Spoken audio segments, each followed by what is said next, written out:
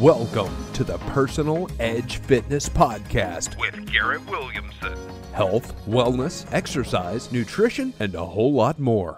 Got questions? Call us and leave a message at 251-278-EDGE or message us at Personal Edge Fitness on Facebook and Instagram, at Team PE on Twitter, or personaledgefitness.com. Thank you so much for joining us today. We're actually talking about the number one thing that for 28 years, this is the number one thing that I sell. Now, I'm going to keep you in suspense for a minute as I tell you how to get in touch with us. If you have any comments or questions about this subject or any others, or if you have any comments about any topics you'd like to hear us talk about. I've got a fantastic team at my disposal, so anything that you may be pondering about dealing with health, fitness, and or nutrition, or any myths that you want dispelled. Now, the number one thing we sell. There's a motivational speaker and author of several books, but No More Excuses, the 5 accountabilities for personal and organizational growth. His name's Sam Silverstein, and Sam has a great quote. It says, "I believe that accountability is the basis of all meaningful human achievement," and I could not agree more. At Personal Edge Fitness, we have the most qualified staff in the Southeast. Every single one of our trainers has at least a bachelor's degree in the field of either exercise science, exercise physiology, kinesiology, sport medicine, or athletic training. And those last two fields are actually rehab fields. And we've got an incredibly talented, incredibly highly educated staff. Our fitness routines, our exercises, they're really second to none, which is why we have such a low turnover, which is why we have such a large client list, which is why we've been so successful. But believe it or not, the number one thing we sell is accountability. Now, when I'm talking about one word, I always like to start off with the definition. And accountability is an obligation or willingness to accept responsibility or to account for one's action. It's typically the missing ingredient in your New Year's resolution, in your diet, in your exercise, your routine. Accountability. Often we know what needs to be done. You think about it, instinct alone warns you on whether or not you should overeat. Instinct alone knows, you know what, I'm pretty well done. I probably need to back away from that table, but I really want that next, a bite full of whatever. I mean, instinct alone takes care of that. Instinct alone tells you that a stint on a treadmill is probably a little better idea than sitting in front of a TV and binge watching. We have that basic knowledge. We even may be motivated, All right, that's it. I really want to do something about this. But what's missing? Well, what's missing is accountability, answering to someone. Ultimately, now, you think about it, we must answer to ourselves. Understand that, being quote-unquote self-motivated. It is the peace of mind that allows us to sleep soundly at night. However, when it comes to self-improvement, accountability to oneself is not always enough. I mean, the failed New Year's resolutions will tell you that. I mean, self-neglect can be justified as we reason with ourselves why we missed out or missed a workout or grabbed some extra food. We reason with ourselves on that. We explain that maybe we're too busy. I'm way too busy. I got to go pick up the kids. I got to do something for other people. Many times, like I say, it's responsibilities to the rest of the world, responsibility to somebody else that justifies that mindset. Well, it almost sounds commendable. It almost sounds commendable to miss a workout. It almost sounds commendable. I would have taken care of myself, but I was out doing something for others. We justify it that way. That's why many times that we aren't self-accountable. Being accountable to someone helps us commit to ourselves. That person can monitor our actions and police our excuses with our best interest at heart. He or she may not even need to get involved. The thought of this person's opinion when we contemplate shortening a workout, overeating, that can be enough. Believe it or not, that can be enough to keep you on track. And it's extra points if someone we admire or want to impress. That's a large reason why you did well in sports. Not only were you enjoying it, wanted to win or whatever, but many times you were just accountable to your teammates, accountable to that coach that you looked up to, accountable to your parents maybe. If you think about it, the teachers that stand out in your mind, coaches, instructors, the ones that stand out in your mind are the ones that typically held you the most accountable, or you sought their approval. Therefore, you were very accountable to them. Accountability is all around us. We just need to put it to work. It is the one thing we require. It's the one thing we require to succeed. Accountability. What does accountability do? Why do we need it? Well, the number one thing accountability does, believe it or not, it builds trust. It's perhaps the most important result of accountability. It's essential in any relationship. Being accountable to something means that you're willing to make commitments and be responsible for your actions. Now, this ends up promoting trust between you and the people around you, between you and the person that you're accountable to. In a contract or covenant, you're entrusted to protect something. That's what accountability does. Now, when you allow yourself to be accountable to this trust, you're effectively telling people that you're going to admit it and make amends when the trust is broken. In effect, you're emphasizing how important and committed you are to what you pledged to do or pledged to protect. It's a way of making you responsible on a regular basis. Accountability improves performance. It eliminates the time and effort you spend on distracting activities and other unproductive behavior. Now, research shows that some people have the tendency to engage in ineffective behavior without accountability, but you may only catch these behaviors when mistakes and errors have already been made in your programs and goals, or when you've already suffered a loss. By building a culture of accountability on the onset, you rid yourself of ineffective behavior. If you put the right people in the right jobs or a right way of helping you out, you'll send the message that you're serious about following your program. You make people aware that you're trying to do something. You're telling not only them, you're telling yourself that you're serious about your success. Accountability, another way of saying accountability is responsibility. Accountability promotes ownership. When you make yourself accountable for your actions, you're effectively teaching yourself to value your work. Through positive feedback and corrective actions by that person you're accountable to, you learn that your behavior and actions have an impact on them, have an impact not only on you, but on them. When people know they're valued, when you know you're valued and important, you're more driven to work hard. You learn to have a sense of ownership in what you do. In that way, accountability inspires confidence. Given these reasons, it's incredibly important that when you get into a lifestyle change, you get into an exercise program, you get into a diet program, that you build a culture of accountability, which is why I say this is the number one thing we sell. We hold our clients accountable. I'll give you probably my favorite example in 28 years of accountability and how important accountability is. I had a lady named Ruth, was a client of mine for 18 years. I'll never forget the evidence I have for these next statements. Ruth did not like exercise. Never did. 18 years. Did not like it. She never would have started. She definitely never would have continued. She only came because she had me holding her accountable. And the reason I know these things, I heard this straight from the horse's mouth. I'll never forget at my grand opening, she sat down a relative of mine, very near and dear to my heart, and told them, holding my arm, I don't like this place. I don't like exercise. I would not have started this. I would not have continued this except for him. Probably my best example of accountability. Well, there's actually several ways to build accountability. I say the 3 ways to build accountability because I'm going to go over a few different ways you can actually make yourself accountable. Everything you've ever been truly successful in, you've had some sort of accountability. I mean, go back to childhood, learning to walk.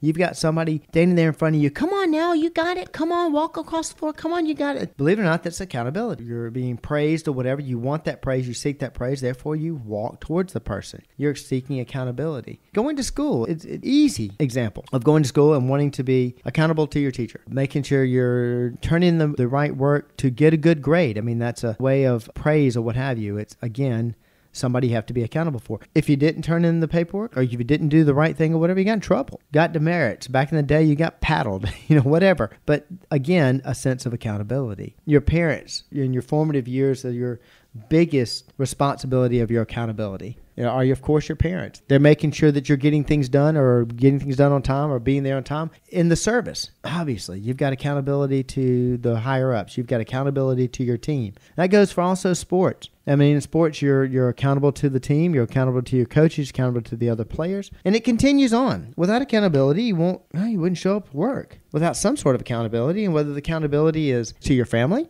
take care of them, to yourself, to take care of yourself, to your goals, to your boss. I know this sounds like a very simple idea, but there's so many times we start a lifestyle change and we don't plan for the accountability.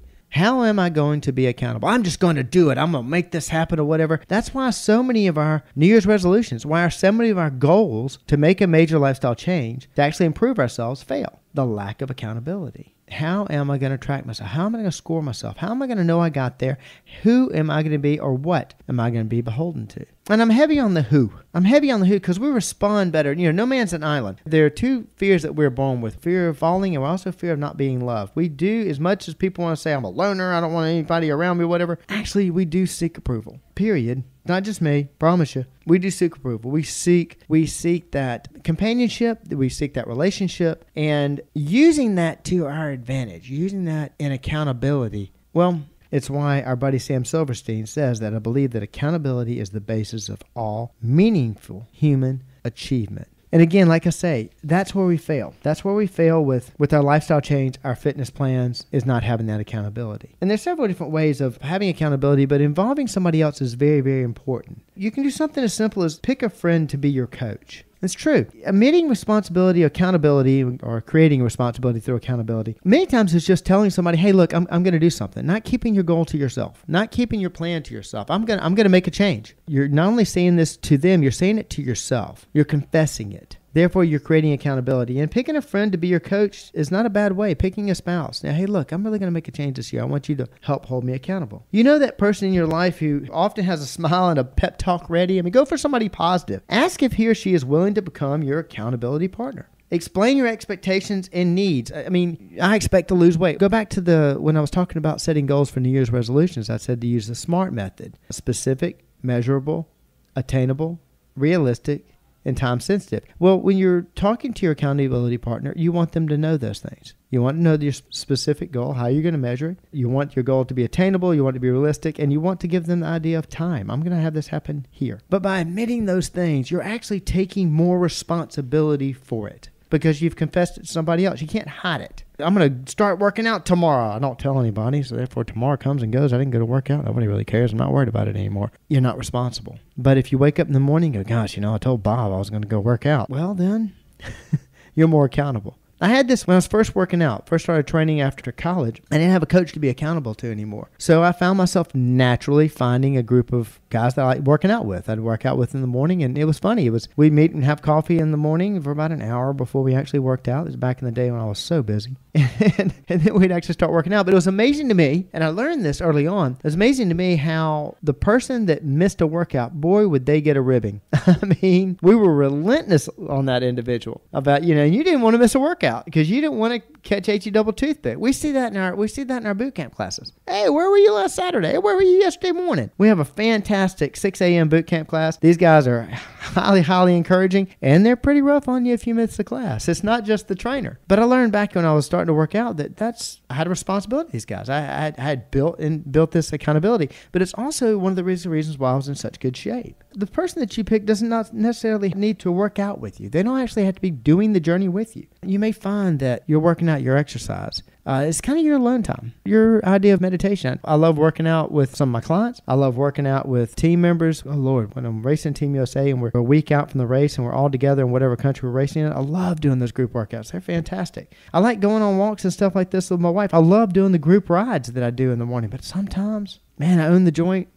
I got a key to the place. I know when nobody's here. I like to come and get away and kind of do my own thing. I understand that. Well, if you have an accountability partner that not necessarily needs to work out with you, well, it works in having that alone time. But they should know your workout schedule. And they should know your fitness goals. Report your progress and confirm each exercise session as you accomplish it. Now, you can do this by being somewhat accountable to yourself by logging them in on MyFitnessPal, keeping a diary, but somebody needs to be told about it. You can even give them a copy of your training program and your health goals, just so they know how you're following along. And you want to give them certain permissions to check on you, to ask you about it, what have you. Promise you're not going to get upset when they do it like they're being nosy. Another way of establishing accountability is a workout buddy or workout group.